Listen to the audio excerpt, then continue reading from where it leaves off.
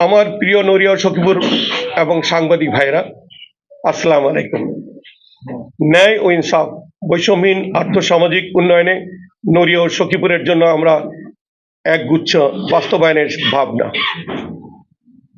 শিক্ষা ও দক্ষ মানব সম্পদ উন্নয়নের, তরুণ প্রজন্মকে প্রযুক্তি নির্ভর দক্ষ মানব সম্পদ হিসেবে গড়ে তোলা, এ লক্ষ্যে সরকারি বেসরকারি পর্যায়ে ট্রেনিং এর ব্যবস্থা করা হবে, যার মাধ্যমে তরুণদের উদ্যোক্তা হিসেবে গড়ে তোলা যাবে এবং হবে।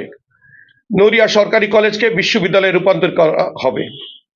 নড়িয়া একটি কৃষি বিশ্ববিদ্যালয় স্থাপনের প্রস্তাবিত গৃহীত প্রকল্পটি বাস্তবায়ন করা হবে। বিগত সরকারের সময় বৈষম্য শিক্ষা প্রতিষ্ঠানগুলি সহ জরাজীর্ণ সকল শিক্ষা প্রতিষ্ঠানগুলি সংস্কার করা হবে। সখীপুরে ভালার বাজার আমার নিজ অর্থায়নে একটি পলিটেকনিক্যাল ইনস্টিটিউট করা হবে এবং যার মাটি ভরাট প্রায় 90% হয়ে গেছে, এটা মনে আপনারা অনেকেই দেখেছেন। এবং একটি মেরিন একাডেমি দ্রুত সময়ে মেরিন একাডেমির মাটিটা ভরাট কমপ্লিট হয়েছে, পলিটেকনিক্যাল কলেজের মাটিটা 10% বাকি আছে। এই দুইটা নির্বাচনের পরপর এই দুইটা আমার নিজস্ব অর্থায়ন আমি শুরু করব। এবং আপনারা জানেন আমাদের নড়িয়া সখীপুরে 23টা ইউনিয়ন আছে, একটা পৌরসভা আছে। আমার ব্যক্তিগত তহবিল থেকে আমি 24টা ভোকেশনাল ট্রেনিং ইনস্টিটিউট করবো ইনশাআল্লাহ, যেটা আমাদের দেশের কর্মসংস্থানের এবং বহির্বিশ্বে কর্মসংস্থানের সুযোগ সৃষ্টি হবে এবং বেকারত্ব দূর হবে। আমি মনে করি আমার দেশের সাধারণ মানুষের উপর বোঝা কমবে। যোগাযোগ ব্যবস্থা ও অবকাঠামো, পদ্মা সেতু রেল সংযোগ শরীয়তপুরের আলুবাজার ফেরিঘাট পর্যন্ত সম্প্রসারণ করা হবে ইনশাআল্লাহ। নড়িয়া ব্রিজের কাজ 6 মাসের মধ্যে সম্পূর্ণ করার যথাযথ পদক্ষেপ গ্রহণ করা হবে। কৃষি ও মৎস্য, কৃষি জমির বহুমুখী ব্যবহার উপযোগী করার প্রশিক্ষণ দেওয়া হবে এবং বীজ, সার, কীটনাশক ও সেচ সহজলভ্য করা হবে। কৃষি পণ্য ন্যায্য মূল্যে নিশ্চিত করতে একটি কোল্ড স্টোরেজ নির্মাণ করা হবে, যেটা আমার ব্যক্তিগত তহবিল থেকে। আমরা চিন্তা করছি কাছিকাটা, নপাড়া, চড়াটা, যেখানে আলু চাষ বেশি হয় এবং মৎস্য আমাদের মূল পদ্মার যেখানে উৎপত্তি, বিশেষ করে ভয়ানক রূপ ধারণ করে, সেখানে আমাদের মৎস্যজীবীরা যারা মৎস্য চাষ করেন, এরা মাছ দ্রুততার সময়ে বিক্রি করে ফেলতে গিয়ে তাদের ন্যায্য পয়সাটা পান না। এটা যদি কোল্ড স্টোরেজের মধ্যে 2-4 দিন, 5 দিন, 7 দিন, 10 দিন রেখে বিক্রি করা হয়, তারা ন্যায্য দামটা পাবেন। সেটা আমি দেখেছি। এবার চড়াটা নপাড়ায় জমি দেখে চিন্তা করেছি, আমরা যদি নদী ভাঙাটা ওই নপাড়ার পশ্চিম পোর্শনটা যদি বেরিবারটা কমপ্লিট করতে পারি, তাহলে নদী ভাঙা রোধ হবে এবং সেখানে আমি আমার ব্যক্তিগত তহবিল থেকে একটা কোল্ড স্টোরেজ করার পরিকল্পনা করেছি। নড়িয়া সখীপুরের উল্লেখযোগ্য সংখ্যক জেলেদের জীবিকার অন্যতম মাধ্যম মৎস্য আহরণের সরকারি বেসরকারি পর্যায়ে প্রয়োজনীয় সহযোগিতা প্রদান করা হবে।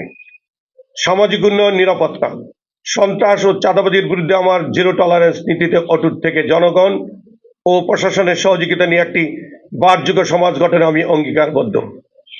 সামাজিক সচেতনতা, যুবকদের খেলাধুলা, প্রশিক্ষণ, সম্পৃক্তকরণ ও প্রশাসনের সমন্বয়ে মাদক নির্মূল। নড়িয়া সখীপুরে একটি স্টেডিয়াম নির্মাণ করে খেলাধুলার সুযোগ বৃদ্ধি করা হবে। আপনারা আমার নির্বাচনমুখী মিটিংগুলিতে আপনারা শুনেছেন, নড়িয়া সখীপুর আমি মাদকের সাথে যুদ্ধ ঘোষণা করেছি, কারণ মাদক একটি সমাজ ব্যবস্থা, একটি পরিবার, একটা রাষ্ট্রকে ধ্বংসের দ্বার প্রান্তে নিয়ে যায়। অতএব আমি আমার যাত্রা শুরু করতে চাই নড়িয়া সখীপুরে। আমি কোনো মাদকের আস্থানা রাখবো না। যেখানে মাদক, সেখানে শফিকুর রহমান কিরণের প্রতিরোধ। আমি আমার এই 2 নির্বাচনী এলাকার উল্লেখযোগ্য লোকদের সাথে নিয়ে এই প্রতিরোধ গড়ে তুলব। আমি বিশ্বাস করি আমি সফল কাম হব। সালিসের নামে অবৈধ অর্থ আদায়, অবৈধ জমি দখল সম্পূর্ণভাবে বন্ধ করে আইনসম্মত ন্যায়ভিত্তিক বিচার ব্যবস্থা নিশ্চিত করা হবে। প্রবাসী অধ্যুষিত নড়িয়া সখীপুরের প্রবাসী সহ সমাজের সকল শ্রেণীর মানুষের প্রতি যে কোনো হয়রানি বন্ধে মনিটরিং ব্যবস্থা কমিটি করা হবে। মনিটরিং করা হবে। আমরা মনে করি যারা রিটায়ার্ড আর্মি অফিসার আছেন বা যারা পুলিশ অফিসার আছেন তাদের সমন্বয়ে নড়িয়া সখীপুরে 2টা মনিটরিং সেল গঠন করা হবে। তাতে আমরা মনে করি এই চাঁদাবাজ সন্ত্রাস মুক্ত একটা সুন্দর সমাজ ব্যবস্থা গঠনে সহায়ক শক্তি ভূমিকা পালন করবে। সেক্ষেত্রে তাদের সমন্বয়ে আমি 2টা মনিটরিং সেল গঠন করব, নড়িয়াতে একটা, সখীপুরে একটি। প্রবাসী অধ্যুষিত নড়িয়া সখীপুরে প্রবাসী সমাজের সকল শ্রেণীর মানুষের প্রতি যে কোনো হয়রানি বন্ধে মনিটরিং ব্যবস্থা কমিটি করা হবে। থানা সংলগ্ন এলাকায় অভিযোগ বক্স স্থাপন, যেটায় ভুক্তভোগীর নাম প্রকাশ না করে নির্ভয়ে সমস্যার কথা প্রশাসনকে জানানো হবে না। অনেকে আছেন ভয়ে অভিযোগ বাক্সে অভিযোগ দাখিল করেন না, বাট হয়রানির শিকার হয়েছেন। অনেকে ঘুষ বাণিজ্য করেছেন, অনেকে সাধারণ গরিব মানুষ যারা রায়ের পর্যা, এখনো রায়ের পর্যা এখানে কথা আছে, তারা নির্যাতিত হলে তারা বলতে পারে না। তাদের জন্য ইউনিয়ন পরিষদের অফিসগুলিকে চিহ্নিত করে সেখানে অভিযোগের বাক্স রাখা হবে। সেই বাক্সগুলি সপ্তাহে 1 দিন আমি দেখব, আর প্রতি 3 দিন পর পর থানা পুলিশ এটাকে এই অভিযোগগুলি দেখবে। প্রত্যেকটা ট্রু কপি আমার কাছে আসতে হবে, আল্লাহ যদি আমাকে কামিয়াব করে। প্রবাসী এলাকায় মসজিদ, মন্দির, গির্জার উন্নয়ন সাধন করা এবং সকল ধর্মীয় প্রতিষ্ঠানের নিরাপত্তা নিশ্চিত করা। নড়িয়াতে একটি পানি শোধনাগার নির্মাণ করা হবে। নতুন উদ্যোক্তা তৈরির জন্য সরকারি ও বেসরকারি উৎস থেকে স্বল্প সুদে ঋণের ব্যবস্থা করা হবে। ই ক্যাফে স্থাপনের মাধ্যমে ডিজিটাল সুবিধা এবং ফ্রিল্যান্সিং এর সুযোগ করে দেওয়া হবে। আপনাদের ভোট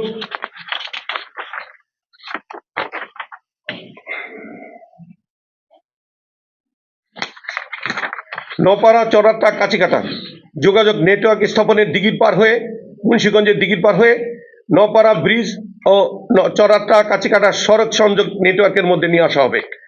ওখানে আমি যা দেখেছি, আমি নিজেও কন্ট্রাক্টর, মেঘনার 2টা ব্রিজ করেছে, 2টা ব্রিজের 750 মিটার ছিল, সেখানে তারা 2টাকে পাট করে মাটি ভরাট করে 250 করে 500 মিটার ব্রিজটা করেছে। তাতে মেঘনার সাথে সরাসরি পূর্বাঞ্চলের একটা যোগাযোগের ব্যবস্থা হয়েছে। আমরা সেম অবস্থা দেখেছি এখানে দিঘির পাড় থেকে যদি 200 মিটার 2টা 400 মিটারের ব্রিজ করা হয়, তাহলে কাছিকাটা অথবা নপাড়া সংযোগ সড়ক করে কাছিকাটা নপাড়া চরাটাকে টোটাল যোগাযোগ নেটওয়ার্কের মধ্যে নিয়ে আসা যায়। সেটা হলে অনেক ছোট ছোট কলকারখানা এখানে চলে আসবে এবং কোল্ড স্টোরেজ মালামাল ক্যারিং করা খুব সহজ হবে। ওখানে আপনারা জানিয়ে খুশি হবেন যে আমি এই নির্বাচনী কাজ হয়েছে, এবং যেহেতু আমি ব্যবসায়ী, আমি হেঁটে গেলে চেষ্টা করি যে ব্যবসার স্পেল কোথায় আছে। আমি দেখেছি আমি নড়িয়ার অনেক জায়গায় জমি বিক্রি করা না করে দিয়ে আসি, যেমন চরাটা এবং নপাড়া। বিএনপি রাষ্ট্রীয় ক্ষমতা আসবেন, আল্লাহর রহমতে সার্বিক পরিস্থিতি, আমি ইনশাআল্লাহ আপনাদের দোয়ায় আমি এমপি হব। আমার স্বপ্ন আমি পার্মানেন্ট নড়িয়া এবং চরাটা নপাড়া কাছিকাটা যদি পার্মানেন্ট পাইলিং করে বাঁধ নির্মাণ করা হয়, আমি আরেকটা স্বপ্ন দেখছি হংকং। চরাটা নপাড়া কাছিকাটা চারিদিক দিয়ে বাঁধ দিয়ে সেখানে একটা নতুন শহর তৈরি করার আস্তে আস্তে আমার প্ল্যান আছে। যেটা আমি, যেহেতু আপনারা জানেন অনেকেই যে আমি পৃথিবীর 88টা কান্ট্রিতে ঘুরেছি, এবং সেই দেশে গিয়ে সেই দেশ আগিয়ে যাওয়ার পিছনের মূল কারণগুলি ছিল কি কি, মূল তথ্যগুলি আমি সেই দেশের বইগুলি পড়েছি। আমি দেখেছি অধিক পরিশ্রম, সুষ্ঠু পরিকল্পনা অধ্যবসায় মানুষকে তার দেশকে আগিয়ে নিয়ে যাওয়ার জন্য সহায়ক শক্তি ভূমিকা পালন করে। আমি দেখেছি, আমি চরাটা নপাড়ায় বসে স্বপ্ন দেখি হংকং সিটি, চারিদিক দিয়ে নদী আছে, এবং আমাদের চরাটা নপাড়া কাছিকাটা বিশাল বড় এরিয়া, বিশাল একটা শহর উঠার জন্য এটা আমি মনে করি এর মধ্যে আরো পূর্বে গিয়ে চাঁদপুরের রাজরাজেশ্বরটাও যদি করা হয়, এটার সাথে ইনক্লুড করা হয়, তাহলে 4টা ইউনিয়নকে নিয়ে একটা বিশাল সম্ভাবনাময় কিছু একটা করা যেতে পারে। তার মধ্যে আমি উল্লেখযোগ্য মনে করেছি, আমি দেখেছি ওখানের গ্রিনেস কি, ওখানে দেখেছি শস্যা, আমি দেখেছি ওখানে ন্যাচারাল বিউটি আছে, সেখানে যদি আমরা হোটেল মোটেল করি অনেকে, এবং এখন দেখেন আপনারা অনেকেই হেলিকপ্টারে আপনারা ইয়েতে যান, কক্সবাজার যান, আমরা এখানে যদি মোটেল করা হয়, পর্যটনটাকে এই 2-3টা ইউনিয়নকে যদি আমরা একটু প্রায়োরিটি বেসিস কিছু কাজ করি, আমার বিশ্বাস আমার এই অঞ্চলে অনেক ভিজিটর, দেশি বিদেশি পর্যটন এই আমাদের এই অঞ্চলে ঘুরতে আসবে।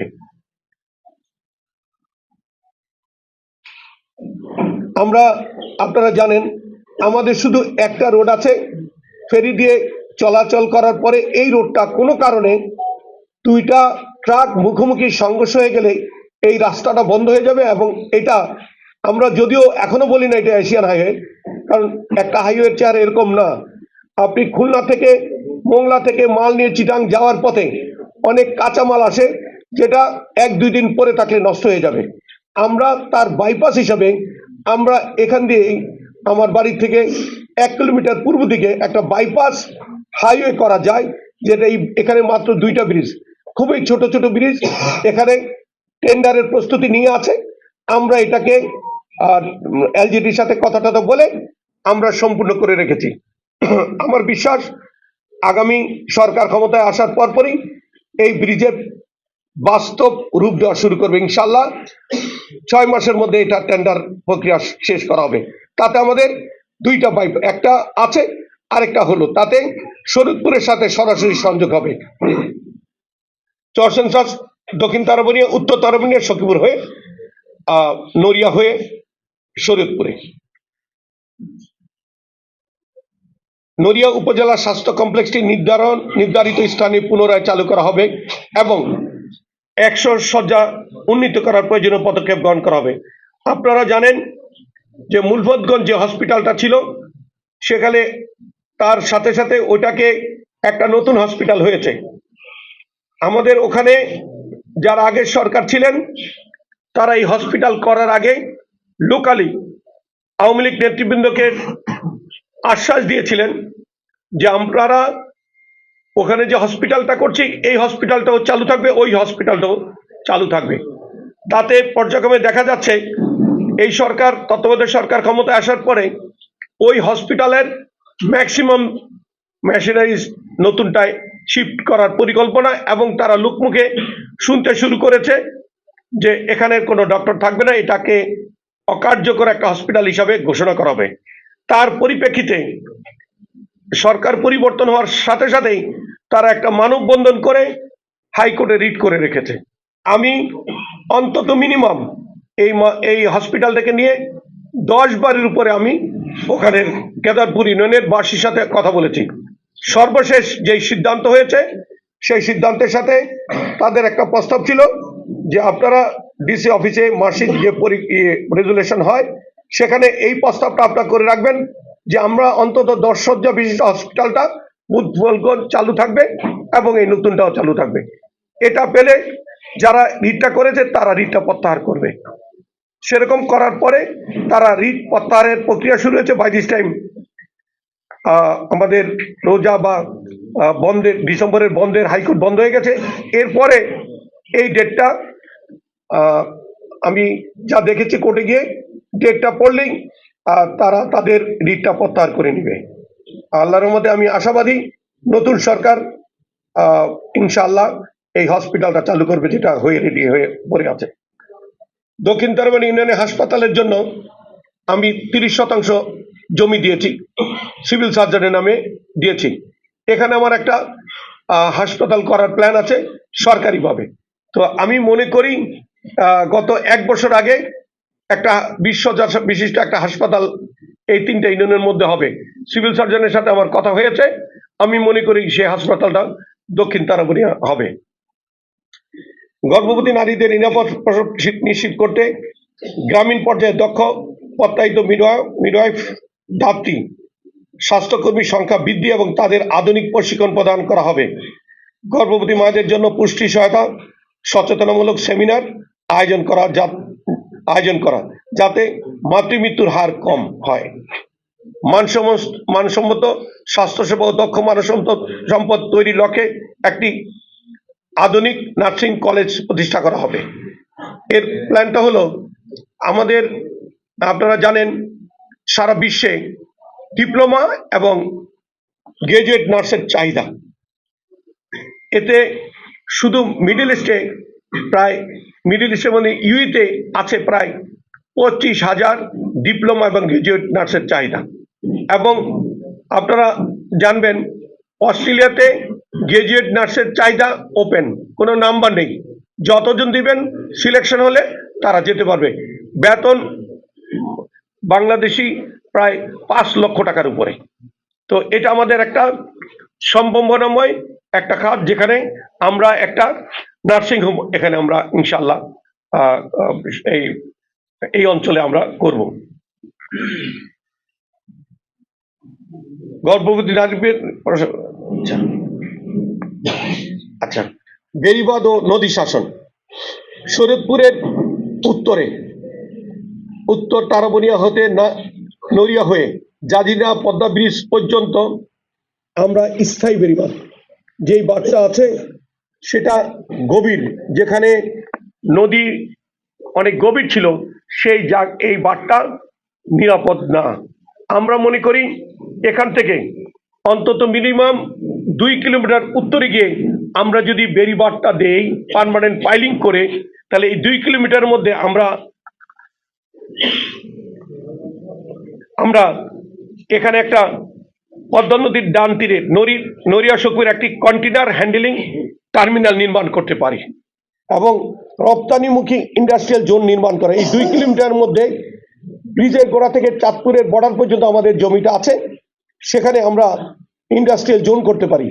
যে কন্টেনার যদি হ্যান্ডেলিং এখানে কাস্টমস হয়ে যায়, তাহলে এখানে অনেক লোকের কর্মযোগ্য হবে এবং কর্মসংস্থানের ব্যবস্থা হবে এবং আমাদের এখানে লাইক মিনি পোর্ট হবে। আমাদের এই পরিকল্পনা আছে। এটা বলেছি কোথা থেকে বলেছি একটু আবার শুনতে হবে। বলেছি হলো আমার অনেক ইনভেস্টর আছেন, যারা মিডল ইস্টের ইনভেস্টর পৃথিবীর অনেক জায়গাতে তারা ইনভেস্টর করেছে, তারা নিজস্ব অর্থায়নে পোর্ট করেছে বা এরকম দৃষ্টান্ত আছে। সেই কোম্পানির সাথে আমার কথা হয়েছে, সেই কোম্পানি বলেছে বাংলাদেশের প্রশাসনিক অবস্থা ফ্যাসিলিটিস কি আছে, বেনিফিট কি আছে, সেটা যদি আমরা পাই এবং ট্যাক্স কি আছে। আমি আমাদের ট্যাক্সের বই নিয়ে গিয়েছি, এই দেখো এটা তুমি পড়ো। আমাদের গেজেট নিয়ে গেছি বিদেশিদের জন্য কি সুযোগ সুবিধা।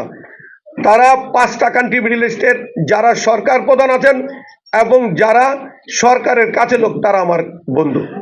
আমি বিশ্বাস করি আল্লাহর রহমতে আগামী ত্রয়োদশ জাতীয় সংসদ নির্বাচনে আমি এমপি হলে ইনশাল্লাহ আমি সেই সব বিদেশিদের এই ইনভেস্ট করাবো আমার শরীয়তপুর 2 নির্বাচনী এলাকায়। এবং আপনারা, আমি অনেক সময় একদম সঠিকভাবে বলতে চেষ্টা করি যে আপনারা যদি সিদ্ধান্ত নিয়ে থাকেন আমাকে ভোট দিবেন, আপনারা আপনাদের এলাকার ভিডিও করে রাখেন। ভিডিও করে রেখে আমাকে এমপি বানানোর পর থেকে 1 বছর পর থেকে আপনাদের এই ভিডিওগুলি আপনারা নিজেরা দেখবেন। যদি দেখেন এটার পরিবর্তন না হয়েছে, তাহলে শরীয়তপুরের আমার নির্বাচনী এলাকায় আমাকে ঢুকতে দেবেন না। আমি আত্মবিশ্বাসী এবং আমি জানি আমি কি করতে পারবো। সেই হিসাবে বিদেশিদের সাথে আমার যোগাযোগ চলছে। আমার বিশ্বাস আমি নির্বাচন করছি, তারা জানেন। আমার বিশ্বাস আমার বিজয়ে মিডল ইস্টের অনেক রাষ্ট্রের প্রধান সারির লোকরা উৎফুল্ল হবে এবং তারা ইনভেস্টমেন্টের হাত প্রশস্ত করবে এবং বাড়িয়ে দিবে।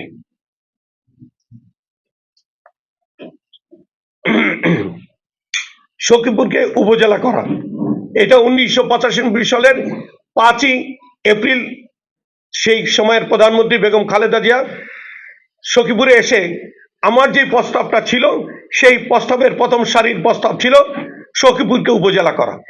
তো আমি বেগম জিয়ার সেই সময়ের উপজেলার প্রস্তাবটা ডিক্লেয়ার করেন নাই, বাট এই প্রস্তাবটা ছিল।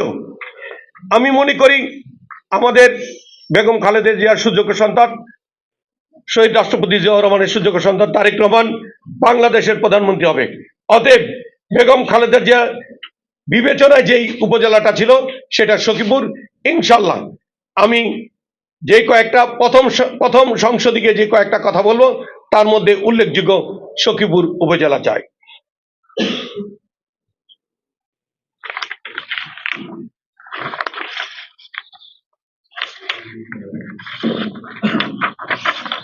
তো এই পর্যন্ত আমার প্রায় শেষ।